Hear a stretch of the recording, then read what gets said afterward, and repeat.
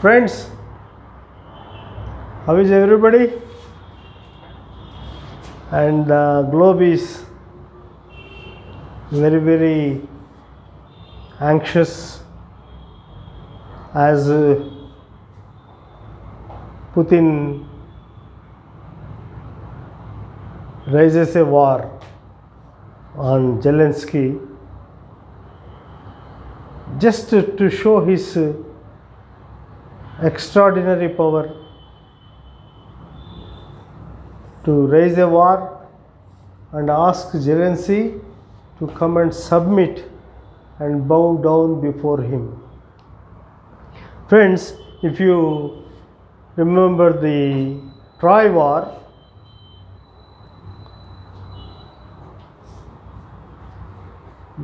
the emperor goes and asks the king of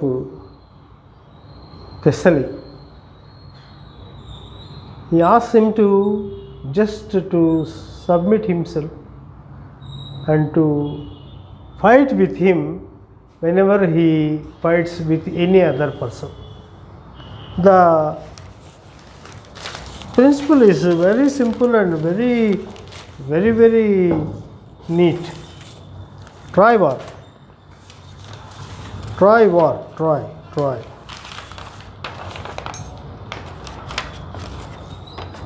Let's try. That's all.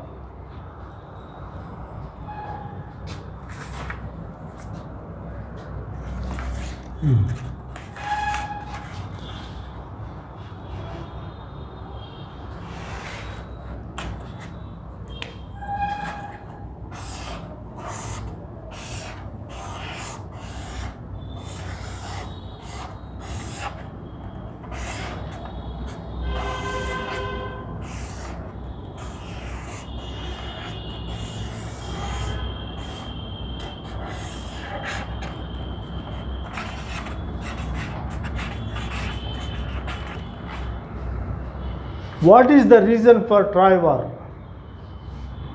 Maybe Helen has been stolen away by Paris. It's a different thing. But in the Troy War, in the beginning, the king goes and launches his military might on the lands of the other king. And he says, and both of them come together face to face, and the king says to the smaller king, the big king with big clout, and the other king, small king, he comes and asks, King, why are you coming to fight on me? He laughs and says, the answer is very simple. I like your land, that's all. And then he sees at the crows. Perhaps the crows have not tasted, they are hungry and they want to taste the bodies of soldiers. So the mighty king is filled with haughtiness and recklessly speaks to the weaker king.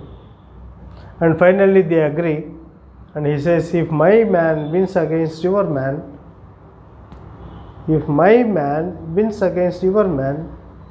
you should submit yourselves to me for good, and you should fight with me whenever I fight any other country.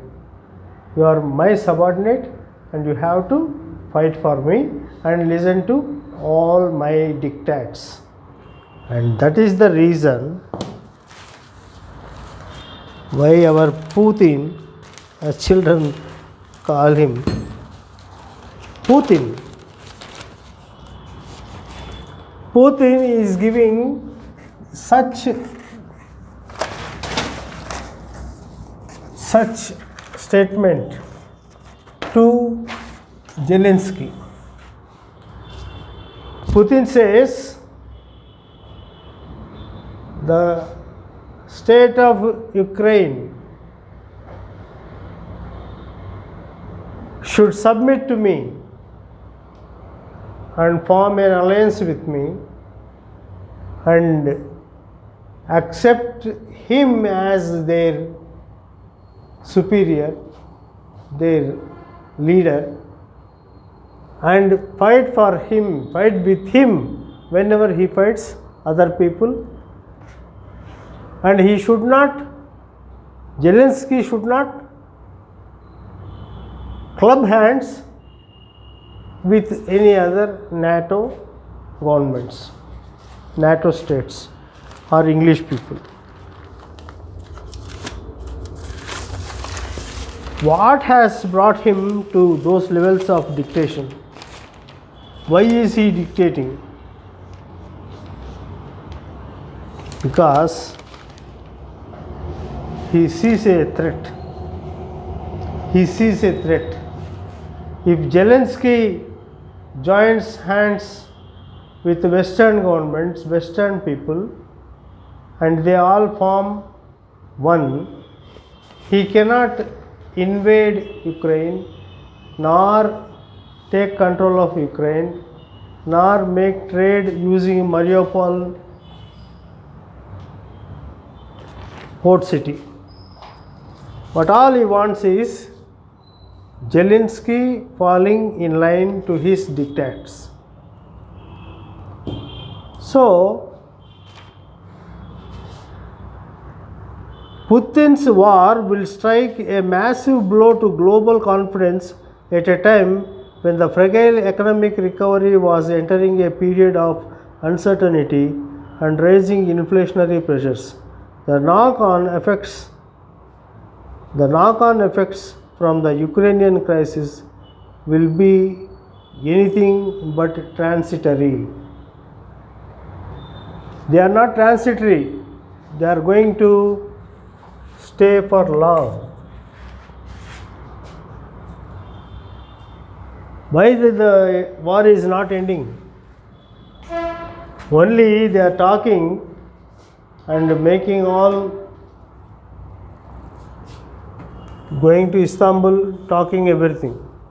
But still they continue to war. Because a new superpower contest has begun. He is in friendly terms with China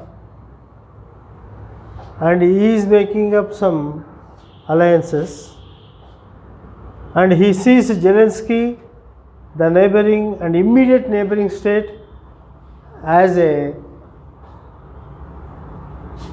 non-friendly immediate neighboring state.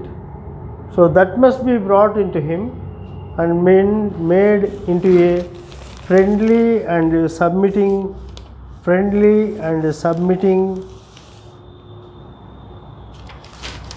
neighbor.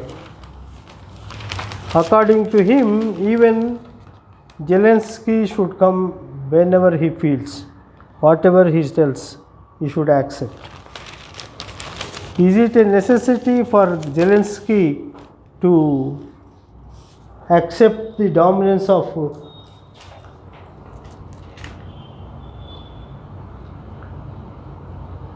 Putin once in a life and be his slave throughout his life? Once he accepts the authority of Putin, he will be a slave to him throughout his life. That is, the Ukraine will be under the hands of Putin. Nobody provoked the war except Putin. Because of his whatever you say greediness or to get power over all the people. Though the sanctions are not new to him and he has already thought of all those things, but the work may go differently. You cannot always take things to be working on your side. So Russia's Ukraine invasion fans the flames of global inflation. Globally the rates are inflating and markets are seeing some threats. So the result is war is disrupting supply, boosting military spending, and threatening to sustain rising prices around the world.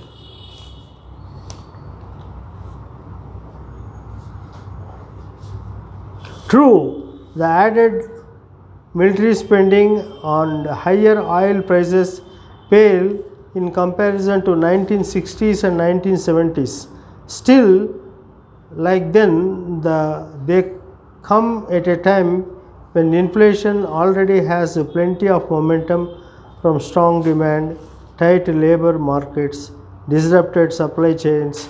Back then, the Fed failed to respond decisively, in part because of political pressure not to undermine the war effort. After one rate increase, an angry Lyndon Johnson showed then Fed Chairman William McChesney Martin around a room yelling, "Boys are dying in Vietnam, and Bill Martin doesn't care. It's a part of history of a Fed should not want to repeat."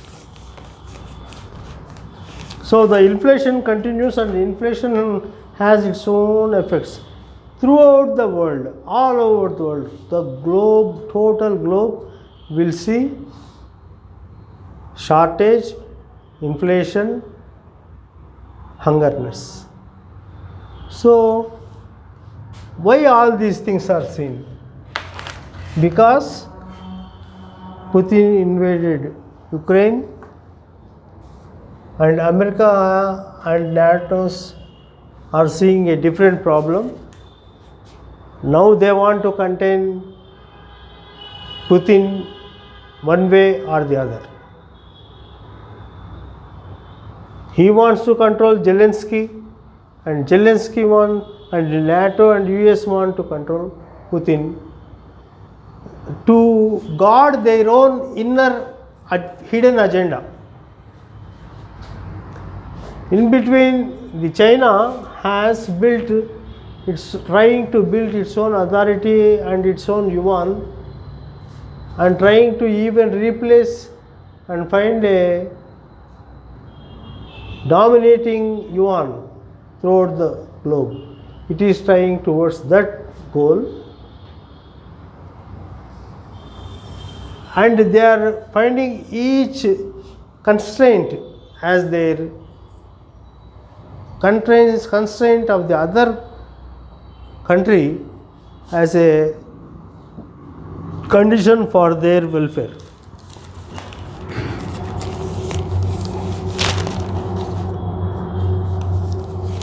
So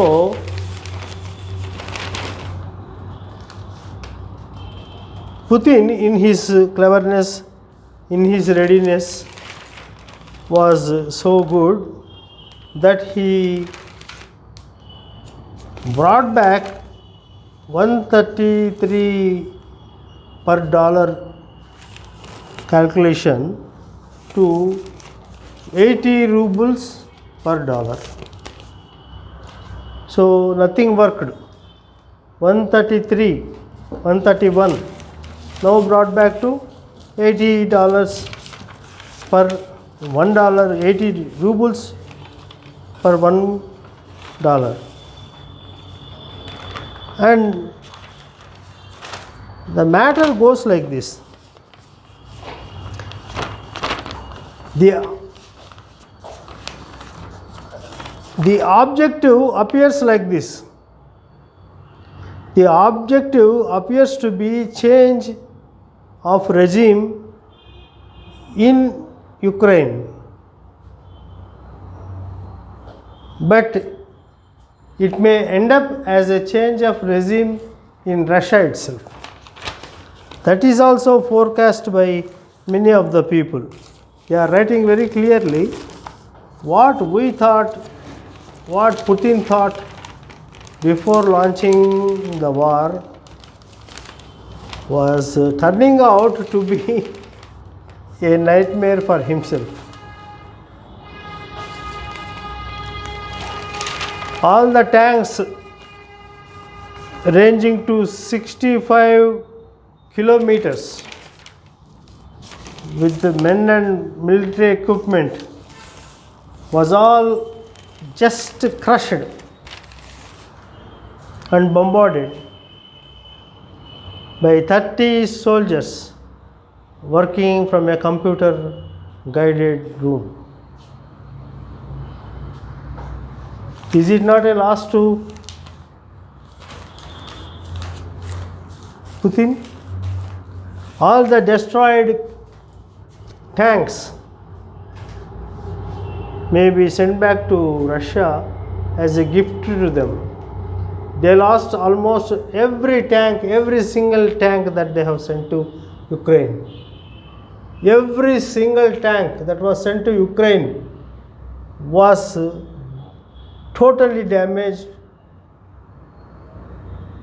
Every single tank is destroyed by using drones or water missiles, everything. Of course, there is loss on both sides, but still, those who work for weaker person is different from those who work for a stronger person. The stronger person wants to continue the war. How long? Does he know how long he wants to continue the war? Was he prepared to pull the war so long? Can he pull the war for another 1 month? He is entering, it has already entered 5th week. Russia, NATO and the battle for credibility in the Ukraine crisis. Russia, NATO and the battle for credibility in the Ukraine crisis.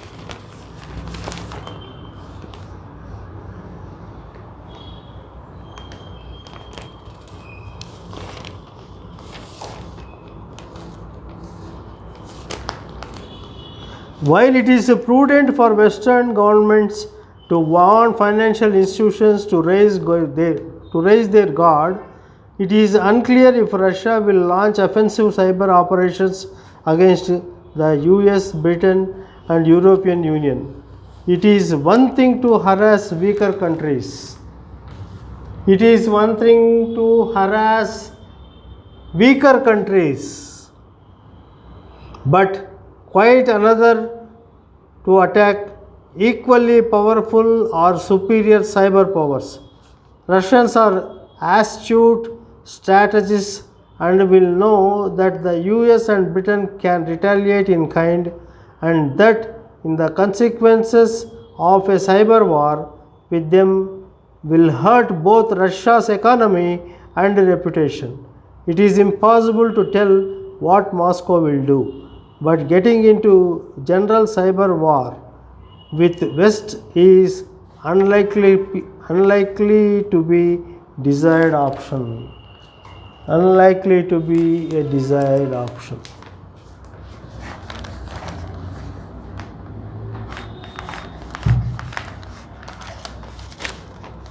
Similarly, it is hard to see how narrower cyber attack on North Atlantic Treaty Organization troops and military installations will serve Russia's interests unless Vladimir Putin is prepared for an all-out war with the West. A Russian cyber attack on NATO military network or vice versa is bound to be interpreted as a blinding attack ahead of missile strike. 6 decades of experience has taught everyone that such a move can trigger a chain of events which can quickly escalate to the nuclear level.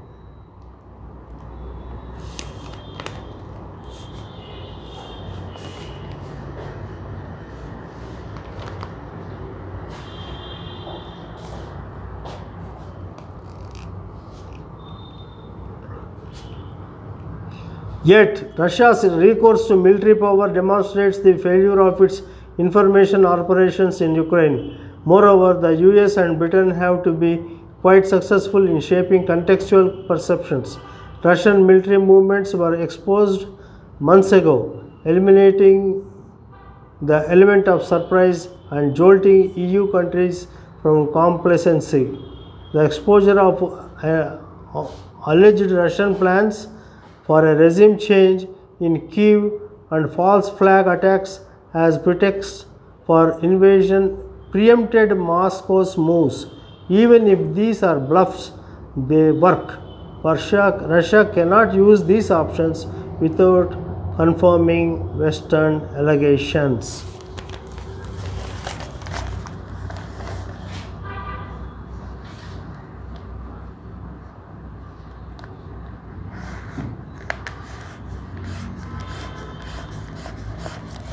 Read again. The exposure of alleged Russian plans for regime change in Kiev and false flag attacks as pretext for invasion preempted Moscow's moves.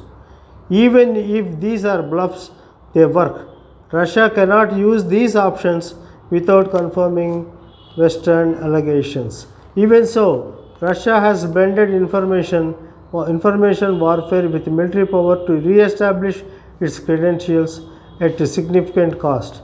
As a forceful challenger of Western dominance, on its part, the US has shown that it still has the intention and capacity to confront a major power. If strategy is about to getting into better position for next round, both sides can claim some success. If strategy is about getting into better position for the next round, both sides can claim some success. So, both sides can claim some success. So, who lost? Russia can never say it has lost, but world knows who is losing. Putin could win the battle for Kiev and lose the war he began. He began a war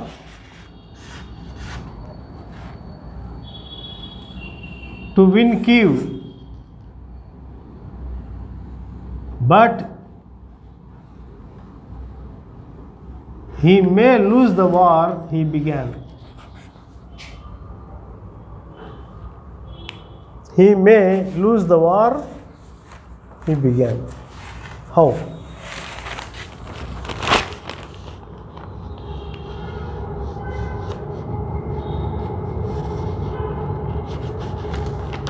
Of course, Russia has more resources it can deploy. Western intelligence reports warned Moscow plans to take control of the city with overwhelming force.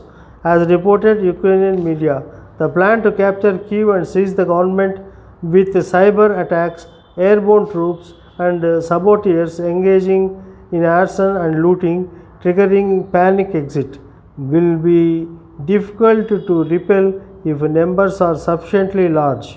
But that's at best a battle won, not triumph overall, let alone long-term success on Putin's terms, which would involve securing Ukrainians' fealty to Russia. Russia's military is far better trained and equipped than when I was alongside them in Grozny over 2 decades ago. But there is the fundamental question of whether this victory, as Putin would see it, securing a friendly government, halting Ukraine's westward drift, is achievable at all? Is it achievable at all? With his current strategy, the Kremlin seems to be achieving the opposite. It says it wants to liberate Ukraine, not occupy it. It wants to replace Ukraine's president with a friendly alternative. He wants a friendly alternative. See, the matter is put so simple, very, very simple. I read it again for you. He wants to replace Zelensky with some other person who would listen to his call. who would listen all his bickerings. But there is fundamental question of whether this victory, as Putin would see it, securing a friendly government, halting Ukraine's westward drift, is achievable at all with current strategy. The Kremlin seems to be achieving opposite. The Kremlin seems to be achieving opposite. Opposite in the sense, a regime change in Russia with an alternative president in the coming days. It says it wants to liberate Ukraine, not to occupy it.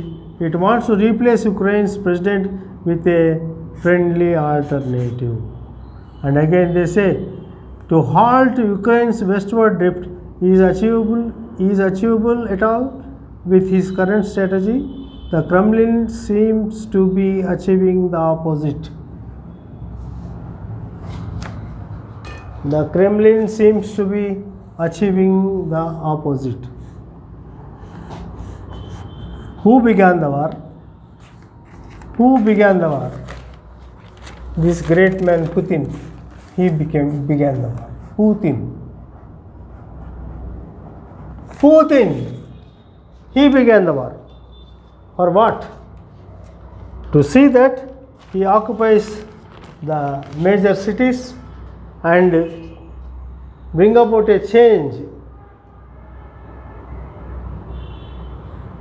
of the ruler. That is to remove Zelensky and to bring some other moderate man. But Ukraine, for all its troubles, is a democracy, not an autocracy. Its leadership cannot just be replaced by removing incumbent Vladimir Zelensky. While Ukrainians were friendly with Moscow, once opinion polls suggest that is no longer the case. Keeping a pro-Russian alternative in place will require sustained force, an occupation Russia can ill afford. So it is not easy. Is it new to Oliver? Putin? While Ukrainians were friendly with Moscow, opinion polls suggest that it is no longer the case. Keeping a pro-Russian alternative in place will require sustained force, an occupation Russia can ill afford. Even if he continues the war for months together, can Putin achieve his goal? Only the matters may turn worse. A small war may become a world war, and Russia cannot afford it. Moscow may have counted on Zelensky's unpopularity, not the comedian turned president's emergence as a wartime leader. With even opponents rallying behind him, he has plenty of detractors and has certainly stumbled through the difficult moments in this crisis. But he has risen to the occasion now. Sky with rousing emotional speeches, Zelensky has been vowing not to leave Kyiv, though he and his family are likely to be Moscow's prime targets. So the Moscow and Kremlin were even thinking of even killing Zelensky. That may even add to their unpopularity.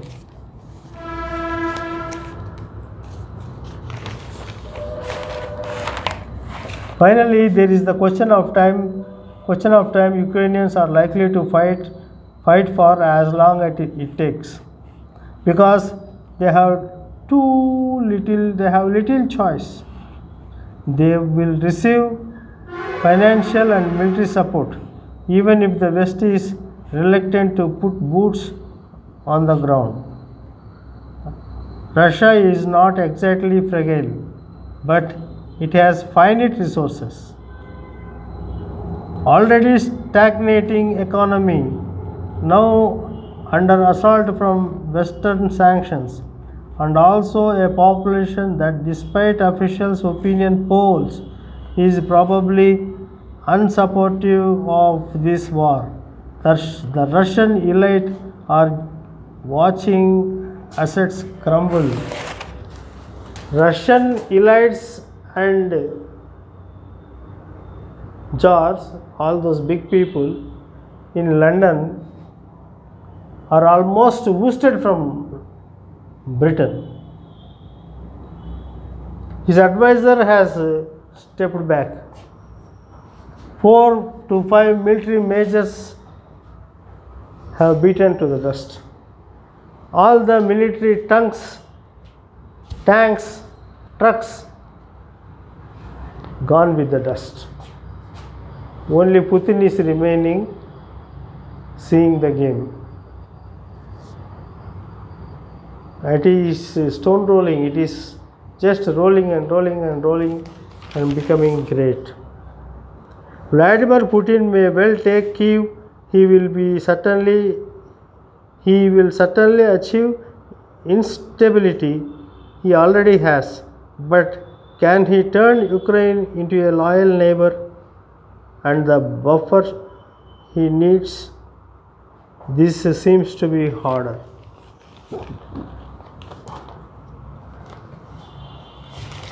He needs a loyal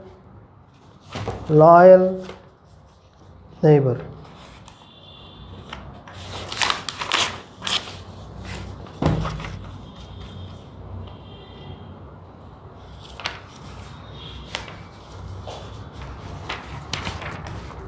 What Putin needs?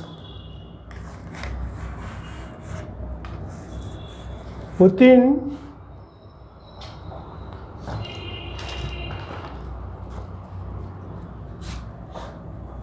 needs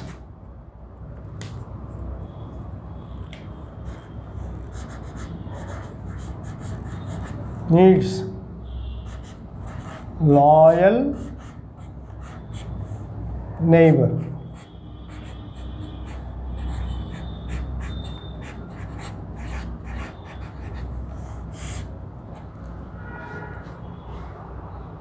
Putin needs loyal neighbor.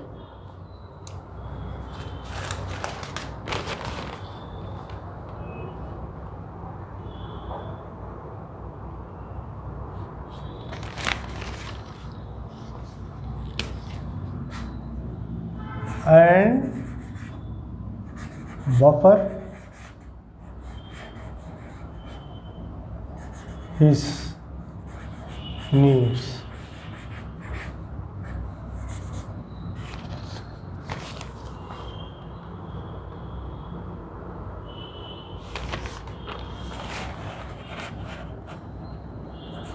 Seems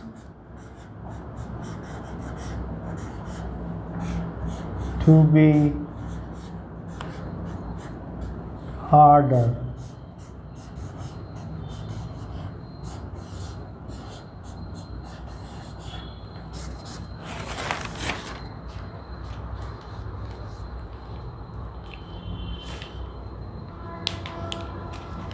His goals may go wrong. His efforts may be unfruitful. And he has begun the war, and apparently to lose as things go. He has pushed Zelensky to be a war hero.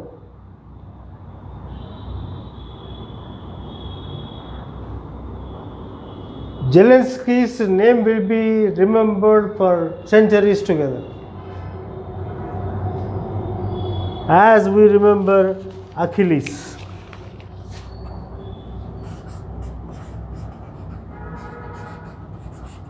Achilles, Spartan hero.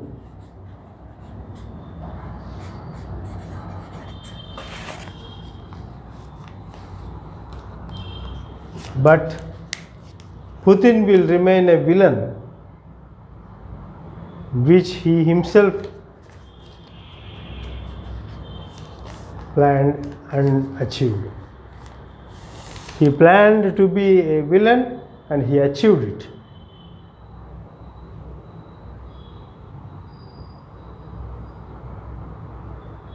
He needs a loyal neighbor and buffer his needs, and the loyal neighbor should buffer all his needs.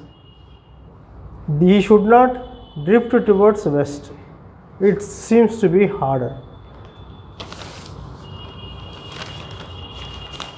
So my friend, as a last token I am telling,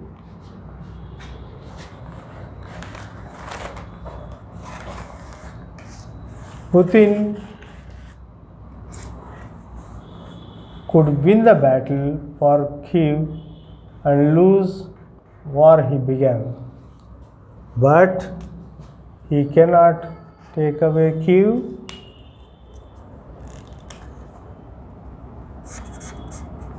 Putin could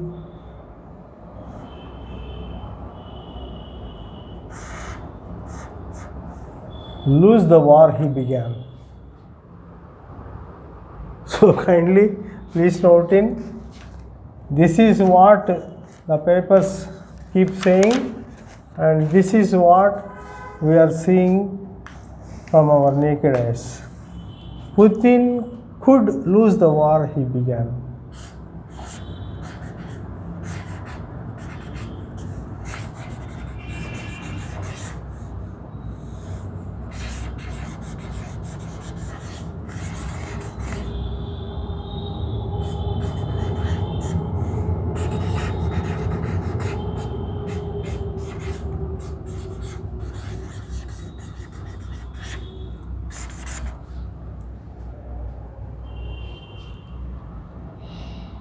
Friends, this is not taking on anybody's side, but as the reports of the papers and the reality of the ground reality,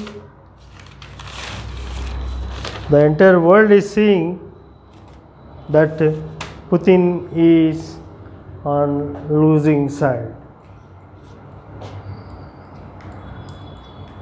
This is Dil Se with Ratnam, signing off. Keep seeing my episodes as we bring episode each week. Please subscribe my channel and enjoy. Bye.